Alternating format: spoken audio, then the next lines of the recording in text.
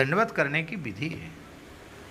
देखो शास्त्रों में लिखा है, भोले शंकर जी, शास्त्रों में लिखा है अपने पूज्य जनों को भी रास्ता चलते प्रणाम नहीं करना चाहिए।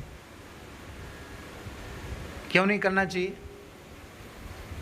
वे अपनी गति से चल रहे हैं, पता नहीं भगवान के किस कार्य के लिए वे जा रहे हैं, वो आपने प्रणाम किया तो उनकी गति बाधित हुई, भगवत सेवा में भगवत कार्य में विलंब हुआ, उसका अपराध किसके सिर पे जाएगा? अपने पूज्यों के ऊपर कोई भार लदा हो उस समय भी उनको प्रणाम नहीं करना चाहिए। वे भोजन कर रहे हों उस समय भी उनको प्रणाम नहीं करना चाहिए। वो भगवान के श्रीअंग की सेवा कर रहे हैं उस समय भी प्रणाम नहीं करना चाहिए, क्योंकि भगवत सेवा में अपराध हो जाता है। भगवान के सामने कोई पूज्य नहीं है, भगवान ही सर्वोपरि हैं। अब उनके सामने हमने प्रणाम स्वीकार कर लिया तो हम भी अपराधी हैं और प्रणाम करने वाला भी अपराधी है। इसलिए भगवान के सामने प्रणाम नहीं लिया जाता।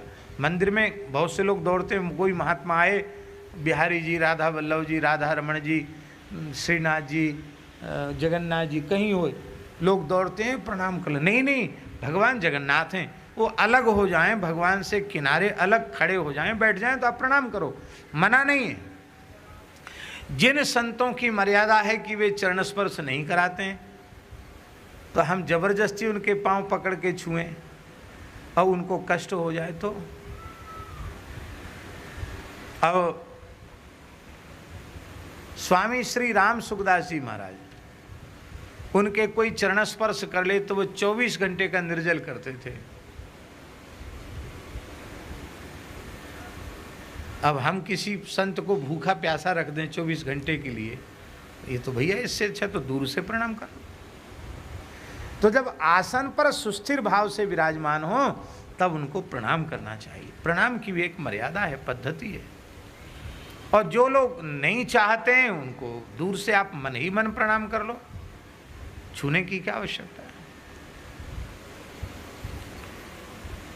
वृंदावन की घटना है एक आश्रम की, आश्रम का नाम हम नहीं लेंगे, विरक्त संतों का ये आश्रम। एक महात्मा का नियम था वो किसी से पैर नहीं छुआते, और दूसरे महात्मा ने सौगंध खा ली हम इनको पांव पकड़ के रहेंगे। अब उन्होंने उन महात्मा को दंडवत करने के लिए बहुत दौड़ाया।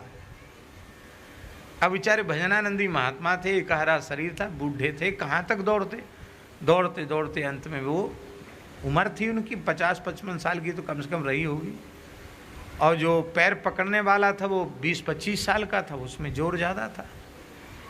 उसने महात्मा को खूब दौड़ाया, गोरेदाऊ जी की बात, वो दौड़ाया,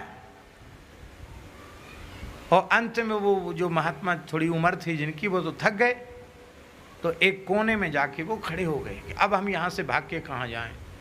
उसने कहा अब तो ये भागेगा नहीं, तुरंत पैर पकड़ लिए, पैर पकड़ के जोर से पैर पकड़ ले। उन महात्मा को गुस्सा आया, हमारा नियम तोड़वा दिया इसने, तो गुस्सा आया तो और तो कुछ उन पे चला नहीं, उन्होंने दांत से काट लिया कंधे में, जोर से बंदर जैसे कचर दिया।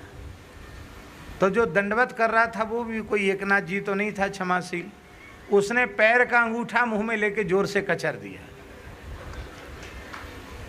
दंडवत जिसको दंडवत किया उसके तो अंगूठा कचर गया, और जो दंडवत करने वाला था उसका कंधा कचर गया, दोनों को ही खून आ गया। महाराज दोनों को लेके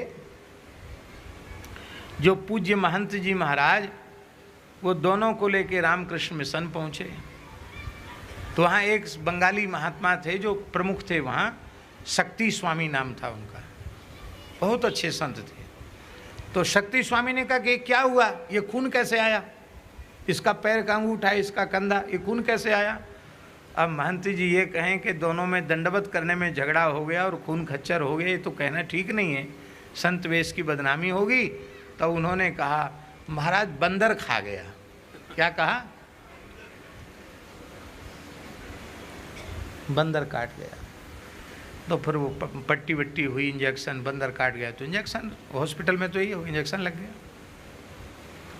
तो साथ में जो गए थे उन्होंने कहा कि अरे आपने झूठ बोल दिया, वहाँ बंदर काट गया, बंदर तो नहीं, एक दूसरे को काटा, कैसे आपने बंदर का नाम ले दिया? उन्होंने कहा देखो ये बाबा बैरागी बंदर ही होते हैं। बोलो वृंदावन बिहारी जय। तो ये कथा हम इसलिए नहीं सुनाने कि आप हंसो, हम इसलिए करें ये कोई दंडवत है भाई, दोनों ही घायल हो गए, ये दंडवत नहीं है। दंडवत तो हृदय का भाव है, प्रणति हृदय का भाव है। आप मन से भाव से प्रणाम कर लें, वही ज़्यादा अच्छा है। बोलो भक्तवत्सल भगवान की जय।